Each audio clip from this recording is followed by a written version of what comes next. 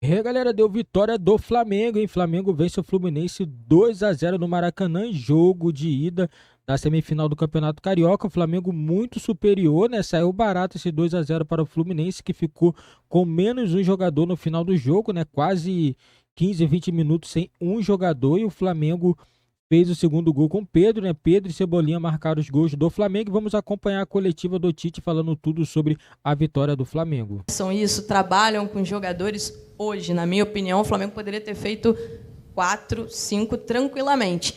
E rapidinho, Tite, eu vi você ali bem chateado, reclamando com a arbitragem de um lance. O Arrascaeta também até chamou ali o VAR, um lance que seria pênalti para o Flamengo. Vocês já conseguiram ver esse lance? O que foi que aconteceu ali? Eu vi, tenho opinião, porém a direção que vai falar a respeito. E do outro lado tem Fábio no gol, né? Trabalhamos normalmente essa semana, tivemos 5 dias de trabalho, trabalhamos bastante finalizações e as outras valências, né, táticas e técnicas também. Vamos continuar trabalhando com os meias, com os atacantes, movimentações estratégicas e finalizações, né, de bola de fundo, de bola frontal. É o trabalho é esse, e procurar cada vez mais. A gente sempre tem batido na questão da evolução da equipe, procurar evoluir jogo a jogo. Buenas noches, por acá. Aquí. Quería consultarles por Eric Pulgar. Viene haciendo buenos partidos. Hoy, cuando había pocos espacios, él manda el cruzamiento para el primer gol de Everton Cebolinha. Además, lo suma a una convocatoria reciente a la selección chilena. Si pudieran analizar el momento de Eric Pulgar, se lo agradecería. Buenas noches. O Eric vem fazendo grandes jogos, né? Teve um problema que ficou fora de 1 ou 2 partidas, um problema de uma, não lembro se foi dengue, que foi, não estou lembrado agora. Voltou bem, como tinha terminado o ano passado bem, é um grande jogador, faz uma função, faz como primeiro, faz função como segundo, e hoje fez um grande jogo novamente. Sentiu um pouquinho, e a entrada do Igor, a gente está muito feliz, mais um bom jogo do Igor, que também faz bem essa função, né? Um menino que vem crescendo também, a gente fica feliz pelos meninos também. Eric é um grande jogador. Grande jogador. Boa noite, Tite. Boa noite, Kleber. Aqui, Sidão Marinho da Litoral News. Acho que, se a gente olhar para o futebol brasileiro hoje, nenhuma equipe tem um jogo coletivo tão qualificado como o Flamengo tem, né, sob o comando de vocês. Claro que do lado individual o time é muito forte, mas o coletivo da equipe sobressai dentro de campo. Lembro que na última coletiva você falou um pouco sobre a solidariedade, nessa família que o Flamengo está formando. Queria que vocês analisassem um pouco esse jogo coletivo do Flamengo, a importância disso para essa sequência muito positiva. E, se me permite uma segunda pergunta, de que maneira trabalhar durante essa semana para manter os jogadores focados, mesmo sabendo que o Fluminense tem que fazer 3 gols de diferença para tirar o Flamengo da final? Obrigado. Eu entendo a pergunta que tu colocaste, tu joga com a notação família, mas não é uma família. A família é uma coisa sagrada. Pai, filho, mãe, não tem igual. Tem uma relação de profissionais que são transparentes, que são leais, que querem o trabalho, que querem merecer através do seu trabalho, que não quer tirar nada do adversário ou de arbitragem, mas não quer que ninguém lhes tire também aquilo que é seu. É um direito que ela tem. E ela procura, dentro do seu trabalho, se fazer merecedor, né? De um resultado, de uma conquista, de um placar, de um desempenho. Às vezes o jogo do desempenho não é o placar, não é o jogo do placar. E às vezes ele se traduz. Mas é muito mais, tu está muito mais perto de vencer quando o teu desempenho ele está, e não o acaso, não a circunstância. Então, em termos familiares, não, nós temos um grupo extraordinário. Está respondido. E a outra parte da pergunta. Eu não sabia, porque eu não estava, mas os atletas comentaram de que o ano passado, retrasado, fomos vencidos de 2-0, passado, e perdeu, né?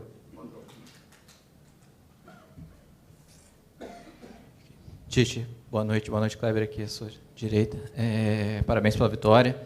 E, Tite, um jogo que o Flamengo sofreu muito pouco, né? Eu só me recordo de uma chance do Fluminense, que foi um cruzamento, que o Diogo Barbosa bateu por cima, E um lance que origina lá na frente, numa pressão, o Flamengo lá na linha de fundo, que o Cebolinha acho que larga o Arias, e aí o Fluminense consegue sair naquela primeira linha e chegar na única chance, né? Só isso. Taticamente o time parece estar quase perfeito, né? Eu queria saber se você considera que taticamente esse time já tem a sua cara, já está taticamente do jeito que você gosta. E, se me permite uma segunda pergunta, o Léo Ortiz foi apresentado ontem, contratação recente, queria que você pudesse comentar um pouquinho sobre esse jogador. E que dor de cabeça, né? Uma defesa que não sofre gol, como é que fica para chegar um jogador? Obrigado. A gente, como eu falei na resposta anterior, a gente, no processo defensivo, faz a marcação nas 3 alturas, né? Estuda muito o adversário, procurou marcar bem nesse primeiro momento da bola de saída, da iniciação do Fluminense, com uma pressão alta, forte, com todas as formas que eles têm de saída. Depois, na média, também bem organizado. E na baixa, a gente já vem trabalhando, né? Conforme adversário, a gente muda um pouquinho a estratégia, algum detalhe ou outro. Estudamos muito os adversários para isso. Então, essa consistência, a gente fala, não é a melhor defesa, né? A questão não é o zagueiro ou o lateral, a questão é o time que se defende, a forma que se defende. E essa solidariedade que eles têm em conjunto, o coletivo que se falou para jogar, mas também para defender. Então, por isso que a gente bate muito na questão do equilíbrio, né? De não tomar gol é importante, quanto menos gol tomar é importante, mas também buscar o gol na hora que tem essa posse. Roubar essa bola lá na frente significa ter a posse para também levar perigo ao adversário, às vezes até no setor mais perto do gol. E a gente fez bem, né? Tiveram essa escapada, e que é normal pela grandeza do adversário, né? Mas a gente tem evoluído e vamos continuar trabalhando e evoluindo. Ele fala em consistência defensiva, o Matheus fala em fazer gol. Equilíbrio. Tem que ter os dois.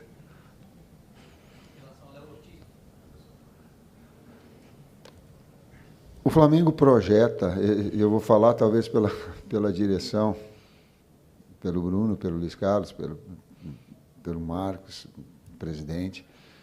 Ele projeta uma equipe a médio e longo prazo, independentemente do técnico. Então, ele tem 2 atletas que estão jogando muito e selecionáveis. Ele tem um extraordinário jogador, que é o Davi, com toda a experiência. Ele tem um garoto surgindo e procurando seu espaço, que é o Bahia. Então, tu tem que ter nessa estrutura, saiu o Rodrigo Caio, saiu o Pablo, de ter um jogador desse nível em função de reposição. E o Léo se encaixa tanto no perfil técnico quanto no perfil pessoa, para manter uma longevidade, digamos assim, colocar em diversas idades, diversos níveis, diversas experiências, esses atletas todos. O Bruno fez assim, então ele... Concordo.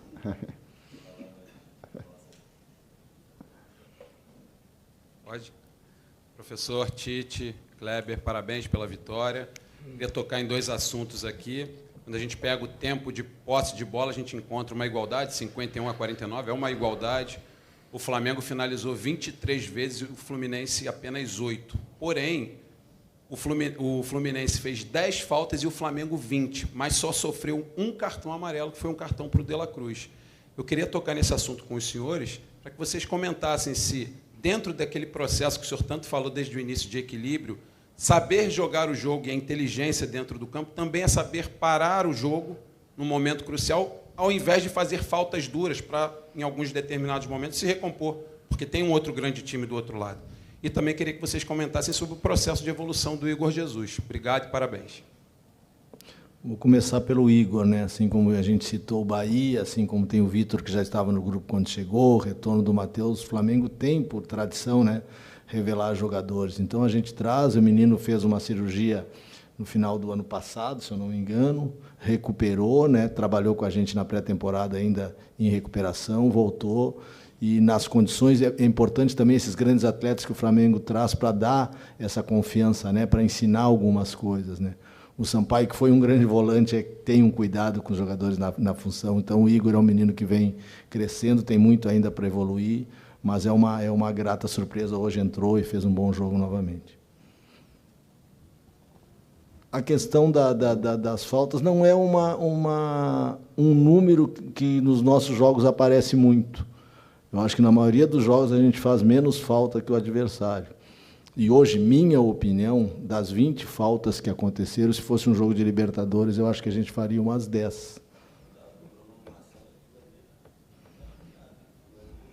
Então, por isso, até, de repente, tem aumentado o nosso número de faltas, né?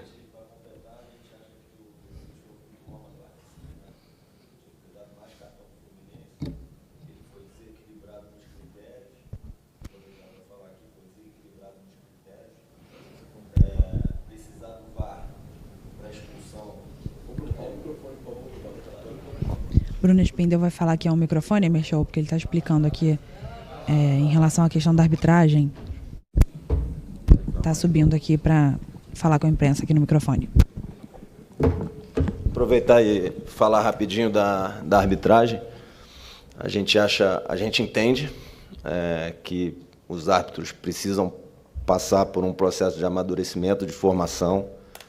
A gente apoia a FERJ nesse sentido, apoia a transparência, a gente elogia quando tem que elogiar, mas é importante pontuar, até pelos números da questão das faltas aí que vocês colocaram, que são enganosos em relação aos cartões. A gente acha que ele foi muito mal na parte disciplinar. A gente não entende por que 2 critérios. Então, ele tinha um critério para cartão em relação à equipe do Flamengo. Se eu não me engano, o Arrasca sofreu umas 3 faltas parecidas com a que o Nico fez. O Nico levou o amarelo. Nas faltas que o Arrasca sofreu não foi dado amarelo. Tem uma entrada violenta do Felipe Melo no primeiro tempo, que não levou amarelo. E a gente não entende por que foi necessário o VAR, um lance duríssimo na frente do árbitro. Não sei se ele se era o último homem em direção ao gol, mas pela violência da falta e pelo critério que ele usou para dar o amarelo no Nico com tanta contundência, não entendi por que precisar do VAR. Para a gente, nitidamente, ele teve dois critérios. Assim, e isso não cabe num jogo de semifinal do campeonato da grandeza do Carioca. O pênalti a gente consultou ali na cabine do VAR, depois até poderia divulgar as imagens. A justificativa deles é que teve uma falta do Nico no Martinelli, né? Antes da falta do Martinelli no Nico. Assim, a gente não conseguiu ver essa falta, mas a interpretação deles foi essa. Então, mas da parte do árbitro, o que a gente viu de mais grave aí foi a discrepância de critério na área disciplinar. E acho que não cabe num jogo desse, e a discrepância foi bem nítida ali. Ela fica gritante nessas faltas no Arrasca, em lances de transição ofensiva nossa, em relação ao amarelo no Nico. Não dá amarelo no lance violento ali do Felipe, que depois ele tomaria o segundo amarelo, já o Fluminense com 10 jogadores, e também precisar do VAR para dar um vermelho num lance de uma violência daquela ali, dando um amarelo no Nico do jeito que ele deu, é totalmente sem sentido.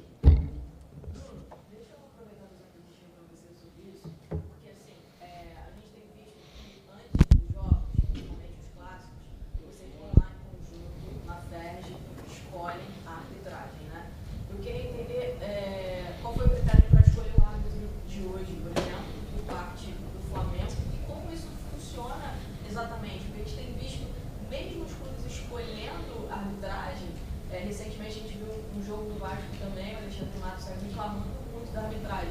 E continua acontecendo esse tipo de reclamação e de erros que os clubes acreditam ser erros grandes. Assim, do ponto de vista da transparência e coerência, a gente só tem a elogiar a FERJ, como na questão do pênalti que eles nos receberam ali logo após o jogo.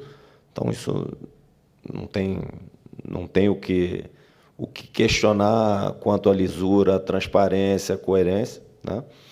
E a gente apoia todas as medidas nesse sentido. A gente sabe que precisa formar mais árbitros, precisam ser formados. A gente apoia a FERJ nesse sentido também. Mas, assim, os erros acontecem. Quando é para elogiar, a gente elogia, e quando tem que criticar, a gente precisa pontuar e criticar. Os árbitros dessa semifinal foi um processo diferente, foi um processo de seleção da FERJ de acordo com a performance dos árbitros no campeonato. Então, eles explicaram o critério e acho que foram totalmente coerentes, foram transparentes, não tenho o que questionar nesse sentido. E nos outros jogos da fase de classificação, foram escolhidos em consenso, também sempre ouvindo a opinião técnica do presidente da comissão de arbitragem. Enfim, a gente tem a confiança na FERJ, tem a confiança no presidente da comissão, nos processos. Agora, os erros acontecem. O que incomoda a gente é quando tem falta de uniformidade, por exemplo, de critério. Assim, se o critério for o mesmo para as duas equipes, está tudo certo. Mas, do jeito que foi hoje, a questão disciplinar incomodou a gente. Quanto à escolha do árbitro, acho que a escala foi correta. A gente confia no presidente da comissão, confia na FERJ. Tem sido extremamente transparente. Como eu disse aqui, receberam a gente no VAR, mas quando os erros acontecem, a gente precisa pontuar. Espero que, enfim, no próximo jogo da semifinal transcorra tudo bem, sem problema. Não só a escalação do árbitro, mas a escalação do VAR daqui a pouco. Sim, escalar, né? Sim. Vai ter uma reunião nessa semana agora para a definição do árbitro e do VAR do segundo jogo, da semifinal. Obrigado, boa noite.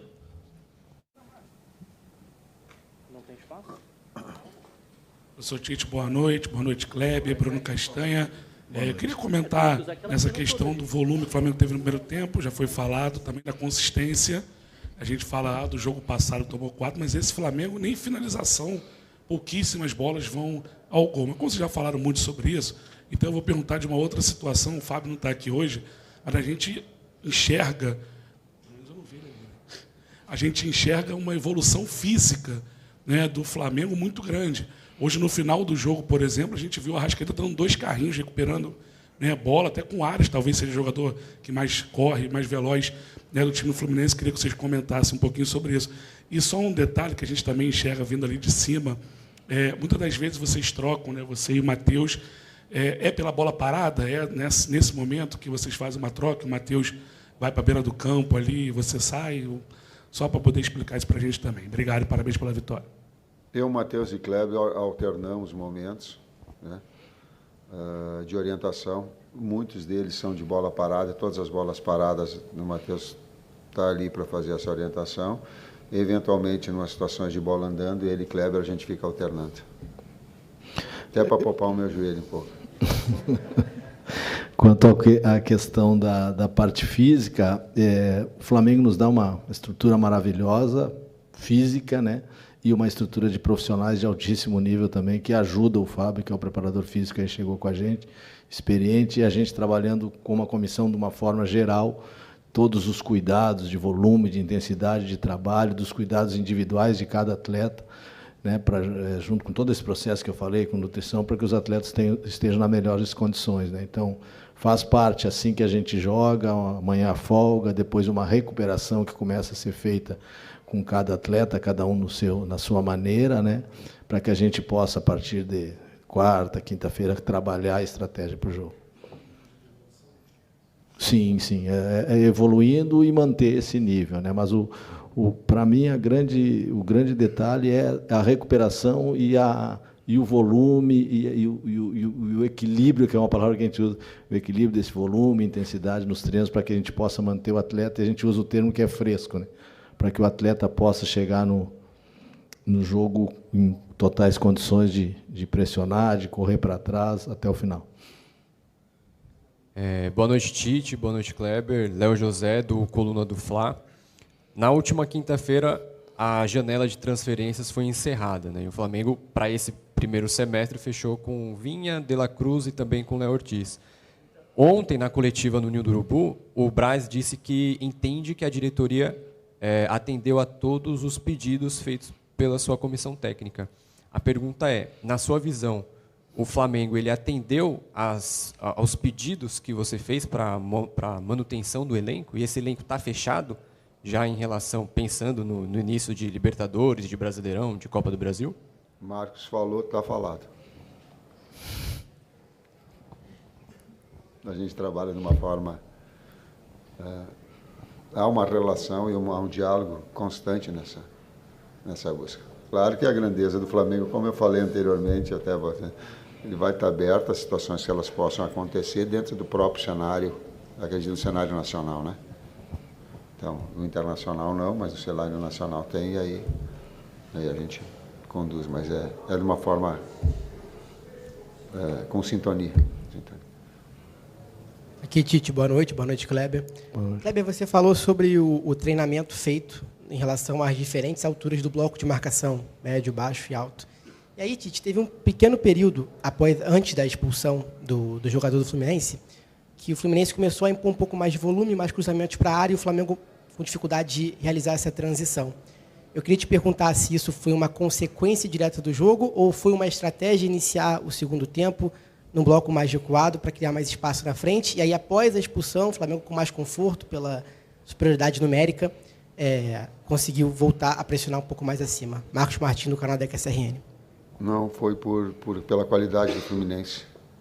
Quando tem um Fla-Flu com jogadores de tanta qualidade técnica, inevitavelmente eles vão conseguir construir. São diversos e diferentes jogos dentro do mesmo jogo. Isso é do jogo, é da partida saber trabalhar, mas foi qualidade do Fluminense, não como ideia. Última pergunta aqui. Tite, Kleber, parabéns pela vitória. Até falando a respeito desse equilíbrio que é tão buscado no trabalho diário no Ninho do Urubu e nas partidas, a atuação do Everton Cebolinha, você às vezes evita falar em atuações individuais, mas o Everton Cebolinha, no meu entendimento, hoje ele se destacou, talvez tenha sido o maior destaque da partida. Não apenas pelo gol marcado, muitas vezes se analisa a partida pelo resultado e não pelo desempenho, mas também pela entrega dele sem a bola. Eu contei 3 roubadas de bola, uma delas importantíssima, que culminou com a expulsão do zagueiro Thiago Santos, e se essa preocupação é também uma preocupação de que os jogadores tenham esse comprometimento durante os 90 minutos, tenham esse foco do comprometimento tático de não jogar apenas com a bola no pé. Eu vou te dar só um dado e depois o Kleber fala mais a esse respeito. Os últimos 4 trabalhos aqui dentro do Flamengo,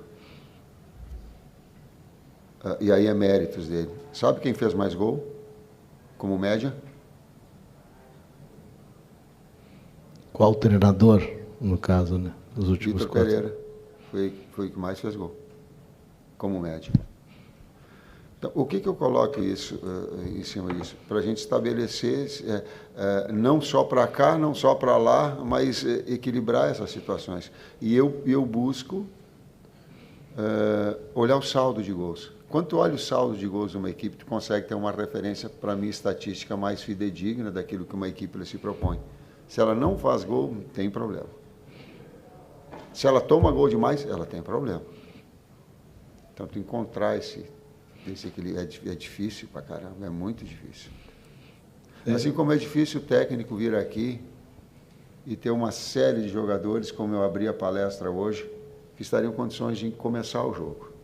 Pela qualidade, pelo trabalho que ele tem, pela prateleira que eles têm, uma série deles. E aí eu tenho que optar. E talvez não curta vitórias, não curta o trabalho na minha plenitude, porque também fico chateado em não dar oportunidade a tantos outros que mereciam.